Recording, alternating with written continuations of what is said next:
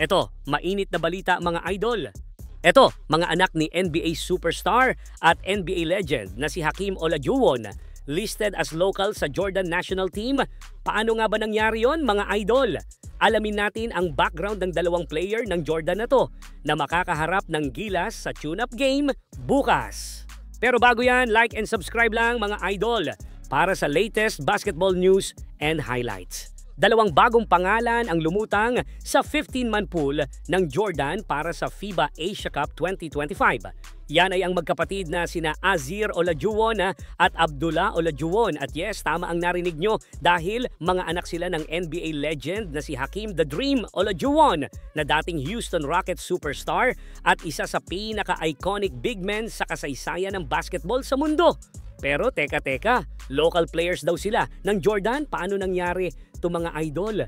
Sa ating pananaliksik sa magkapatid na Olajuwon ay nalaman natin na ang ina pala ng Olajuwon's brother ay isang Jordanian. Sa madaling salita, ang napangasawa ni NBA legend Hakeem Olajuwon ay mula sa bansang Jordan, kaya naman nakakapaglaro ang magkapatid sa dalawang bansa which is Canada at Jordan. Sa madaling salita mga idol ay dual citizen etong magkapatid kaya pwede silang makonsider as local sa Jordan national team.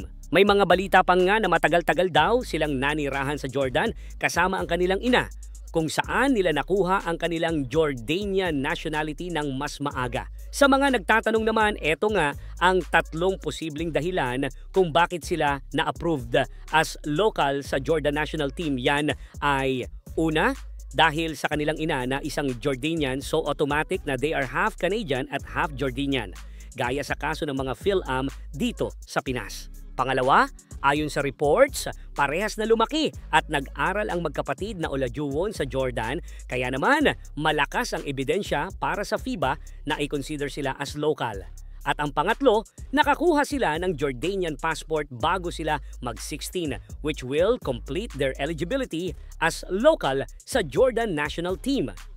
Ang exciting kasi dito idol ay makakaharap kasi sila ng Gilas sa tune-up games bukas at marami ang nag-aabang kung manonood nga ba etong tatay nila na si Hakeem Olajuwon sa Jeddah.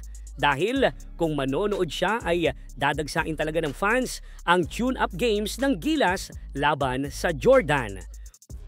Pagdating naman sa laruan ng magkapatid na Olajuwon, si Aziz, yung mas bata, ay listed as 6'6" at siya ang pinaka-athletic sa dalawa.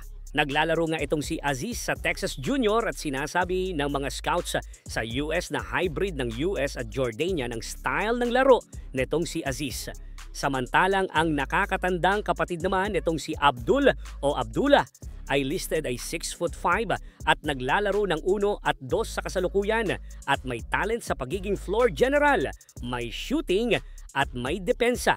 At marami nga ang nagsasabi na kalaro daw nitong si Abdul si Chris Paul. Abangan nating lahat ang bakbakan ng Gilas at Jordan national team, lalo na itong magkapatid na Olajuwon kung pang Hall of Famer din ba sila sa larangan ng basketball gaya ng kanilang ama na si Hakeem.